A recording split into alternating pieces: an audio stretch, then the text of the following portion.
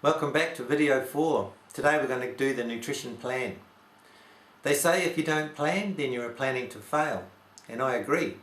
You wouldn't get a new business started without a plan. You wouldn't get to visit Auntie in Australia if you didn't plan the trip. So when someone comes in to see me about weight loss and they say, I don't need a nutrition plan, I already eat pretty good, I know that nothing is going to change for them.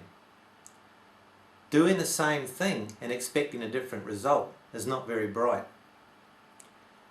You need to write down a plan and keep focused on that plan until it becomes a habit. If anything breaks that focus, you'll go back to what I call your default.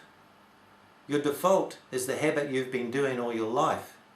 You know, the one that made you fat in the first place. I'll tell you more about the things that can trip you up in video number 5. But for now we'll stick to this nutrition plan. So here is your new rule. I won't eat until I'm hungry, and then I'll know what I'm going to eat. To do that you will need to plan tomorrow's meals today. Getting organised like that just takes the stress off you right away. Now I want you to think back to a time when you were on holiday, or maybe there was a weekend when you had no reason to get up early and you slept in. Perhaps you lazed around for so long that you forgot to have breakfast. Can you remember what time it was you actually got hungry that day? Whatever time that was, is the time you should be having your first meal. The simplest first meal to eat once you get hungry is eggs. I boil a couple of eggs in the morning and I take them to work. I usually eat them about 10 AM. That's when I get hungry. Most women don't seem to get hungry until later than that for some reason. Anywhere between 10 AM and 2 PM. Most of my woman clients eat their first meal of the day at lunchtime. About now you're probably thinking one of two things. Maybe there is a fear that eating 2 eggs a day might raise your cholesterol and increase your risk of heart attack. If you are thinking that, then remind yourself that eggs raise your HDL cholesterol. That's the one that's good for your heart. Maybe you were thinking, if I don't eat breakfast, then later on when I'm at work, I might run out of energy and feel faint. The fact is, it's eating the high carb breakfast that has been taking the energy out of you. Also remind yourself that fat is the preferred fuel for your body. Every kilogram of stored fat provides 7,700 calories. There's no way you'll run out of energy. You've been eating just in case all your life. It's time to test the breakfast theory out for yourself. Your first meal doesn't have to be eggs. It can be any high protein, low carb meal you can dream up. If you are on the run or find that you are too busy, you might find it more convenient to have a protein shake for your first meal. You can't beat real food for getting into shape, but supplements do come in handy sometimes. If you're at work and have regular breaks, you'll probably want to have your first meal of the day at 10 AM. But if you aren't hungry at 10, just have a drink. Tea, coffee, water, or nothing, and wait until lunchtime. If you have no time restrictions, then you can simply wait until you get hungry before you stop to eat. Once that happens though, make a note of the time and write it down on your plan. After a while, you will start to see a pattern. Okay, so what I've got here is I've drawn up 2 nutrition plans. The top one, it could be a guy and he works. Okay, so 10 AM, he's got a smoko break, 12 PM lunch, 3 PM smoko break again, and then dinner when he gets home. This plan down here is more likely to be a woman's plan, because most women usually don't want to eat till lunchtime once they get their nutrition right.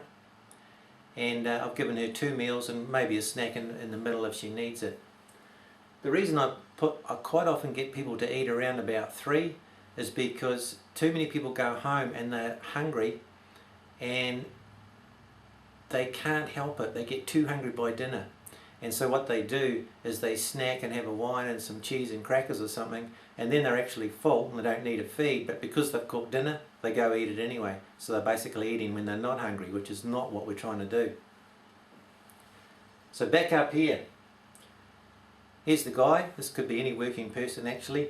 They're going to wait till 10 AM and then they're going to have 2 eggs. 2 size 7 eggs is 1 serve of protein. 12 PM, take themselves a chicken salad to work, or even some leftovers from dinner the night before. A great idea is to actually cook too much dinner, and then you've got some leftovers for the next day, and you could use that for lunch. 3 PM, I've put a protein shake in here. Protein shake made with water is 1 serve of protein. And at dinner, it's going to have a big piece of steak, which is 3 serves of protein. And it doesn't matter how many low calories he puts on there, it'll only end up 1 serve of carbs. So the total here is 1.5 and 6. Down here, the woman might wait till 12 o'clock to have a first meal. And it pays to have a decent first meal when you have lunch. So I've given her 2 serves of protein. She could have more if she wants to. Remember, the salad is so low calorie that there's only half a serve there if she's lucky. And then at dinner time here, 6 to 7, this is a 2 meal a day plan. A lot of nice red meat to give her plenty of iron. And doesn't matter how many low calories she puts on, it's only going to be 1 serve of carbs. 1.5 and 5. The important thing is you feel as though you have eaten enough and that it's low in carbs. I like to put at least half an avocado with lunch. Avocados are high in potassium and vitamin K2, and there's no sugar in them. Without vitamin K2 you can't make bone, and studies show we are lacking in K2. If you like dressings on your salad, go for it. Just don't go for the healthy heart, low fat ones, okay? They will be high in sugar, which is really bad for your heart. A really good meal is a handful of nuts, roasted, salted or raw, it doesn't matter. Just take it easy on the cashews because they are high in sugar. When you're cooking your low calorie vegetables, just boil them up, steam them however you like, and have a sprinkling of sea salt on them. Sometimes I grate tasty cheese on top so it melts all over it. Remember, there's no sugar in cheese, and fat can't make you fat. Now your next step is to get everything ready so that you can start tomorrow. Plan to do just 1 day. Next morning say to yourself, just for today I will not eat any high calorie carbs. That way you are just focusing on 1 day. You'll be surprised how much energy you're going to have. Here's why. You haven't eaten dinner since the night before, and your body has had a chance to recover and get back into balance. It's been faithfully circulating and burning fat all night while you were asleep. When you get up, you're still burning body fat for fuel, and you're not hungry. But because you've been told that breakfast is the most important meal of the day, you dutifully oblige. And up goes your blood sugar. Your body overreacts by releasing insulin, and down goes your blood sugar. You've just started the roller coaster ride that will be with you for the rest of the day. By morning smoko, you're already hungry for some more carbs. There's smoko there. Here's lunch. Here's afternoon tea. And here's dinner. Each one of these lows means that you've turned sugar into fat. Now let's have a look at your new plan. Down here. Asleep all night, wait till you get hungry. But no carbs in the meal, so there's no rise in blood sugar. Meal 2, very low carbs, no swing, still burning fat. Afternoon tea and dinner, still no swing, still high energy, still burning fat. No highs, no lows, and no sugar cravings.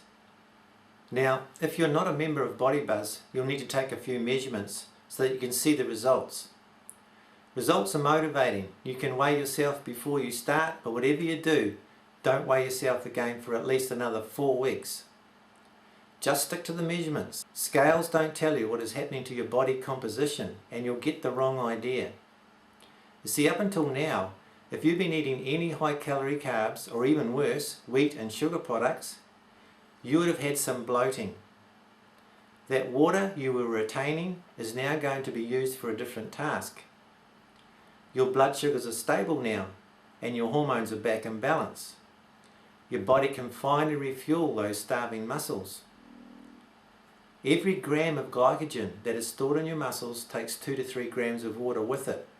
So your weight might not change in the first 2 weeks, but your body composition and your measurements sure will. Use the measurements for inspiration, not the scales. Any loss in waist measurement is fat loss. Well, hopefully I've got you started, but this is just the first step of the journey. You see, there are a lot of things that are going to trip you up along the way to your perfect weight. It is important you watch video 5 so you can avoid or at least be aware of the curveballs that can throw you off track. So I'll see you on video 5.